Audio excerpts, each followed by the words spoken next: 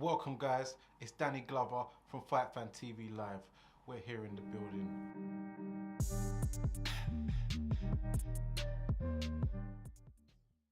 So today we're going to talk about purse bids. This is something that a lot of my casual fan friends have been asking me about. So we're going to go into the dynamics of how this works. The best place to start is to talk about the ongoing negotiations between Dillian Whyte and Tyson Fury. For instance, right now, Mauricio Sulaiman, the president of the WBC title, said purse bids are being moved back to the 26th of January. So how purse bids work? Let me explain. So, you have two fighters, Whyte and Fury. You have their promoters. Eddie Hearn from DAZN Matchroom representing Dillian Whyte.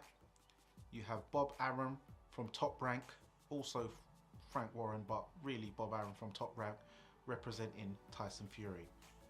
Those two are guaranteed to make purse bids, but you can also have any promotional company who is licensed to make a purse bid also, albeit being Triller, PBC via Al Heyman, Hennessy Sports via Mick Hennessy, and so forth and so forth.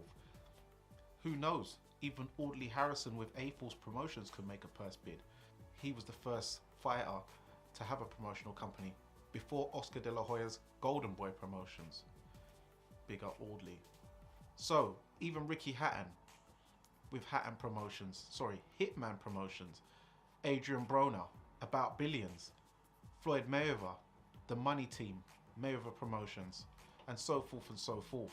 So how it goes is, you have a promoter, he's like a Patreon, he makes a bid, everyone puts in a bid in an envelope, they send it off all to the same sort of governing body of boxing or whoever it is that it needs to go to.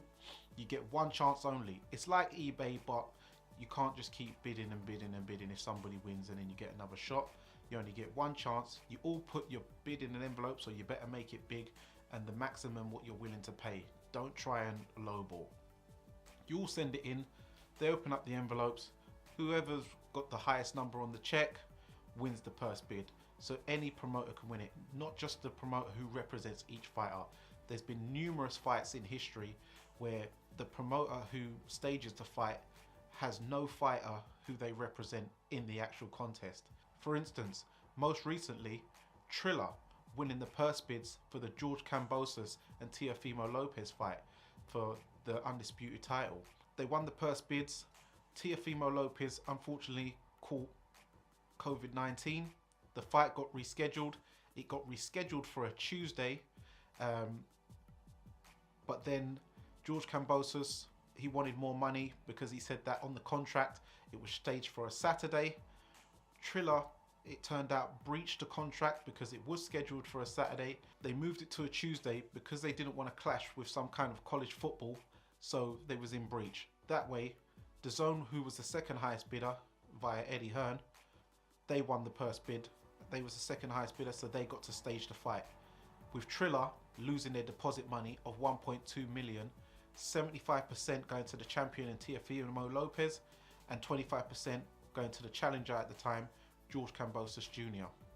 And then Eddie Hearn can top up whatever he needs to on the rest. So Triller ended up losing out everything.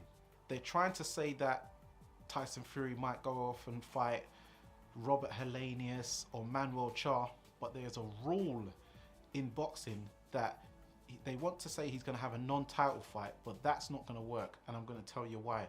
The reason why that's not going to work is because there's a rule in boxing, and this is why size matters. Don't ever let them tell you any different.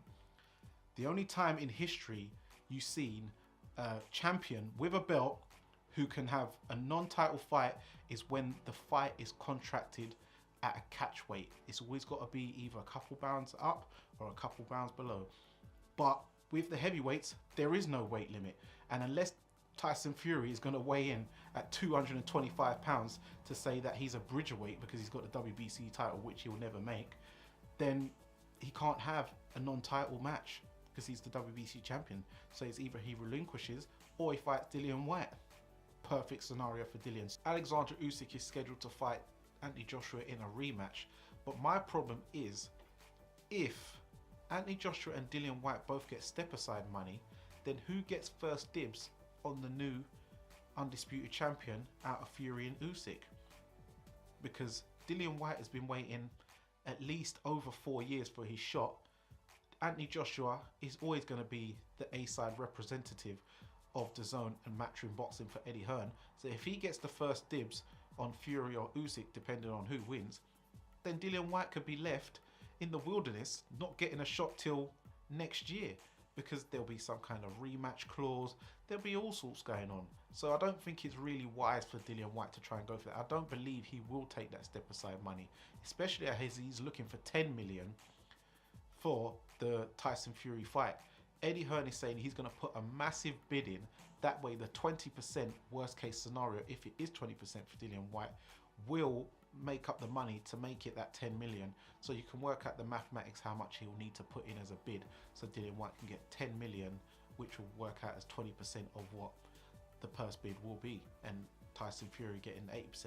Obviously Eddie Hearn will leave room for the ticket gates and pay-per-view buys so he can make his cut. Come on, business is business. But yeah, that's the best way I can explain it. I hope you've been able to understand and learn something about purse bids and how it works. Any other questions, leave it in the comment section and I'll be sure to reply to you and give you more information. Okay, welcome back guys. I know that it's new settings around here, but there's been some latest updates from the last video that I did. So subsequently, the purse bids was supposed to take place on the Wednesday. It got pushed back 2 days further to the Friday, the 29th. The purse bids did take place with Frank Warren from Queensbury Promotions via BT. He won the purse bids with bidding over $41 million, which is a record purse bid. With Eddie Hearn from Matchroom bidding over $32 billion, so he came in second. So Frank Warren, via Tyson Fury's representative, has won the purse bids. The purse bids went to the WBC, to Mauricio Suleiman. He holds 10% of the purse. The WBC do this only as a sanctioning body, and that 10% goes to the winner. So I know it looks like I'm reading a bit off a transcript right about now, but just bear with me guys, just so I can get the figures correct. So Dillian Whyte is due to get $7.4 million. He was offered before by Bob Arum $5 million, so he's already up by this purse bid.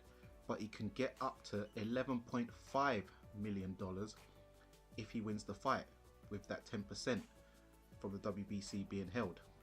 With Tyson Fury guaranteed $29.5 million, which can go up to $33.6 million if he wins the fight.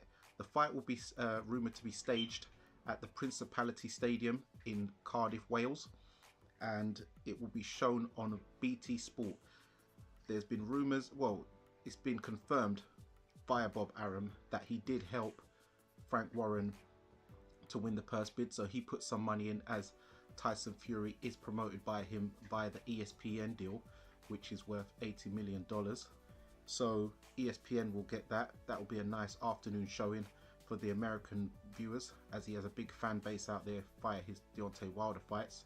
So you can get their popcorns and hot dogs and their beers in, all those good stuff for the afternoon session. While for us over in the UK, we will be watching it at normal time. Main event will start around 10:30 PM, so expect that. So I hope that clarifies everything for you, and yeah, that's about it.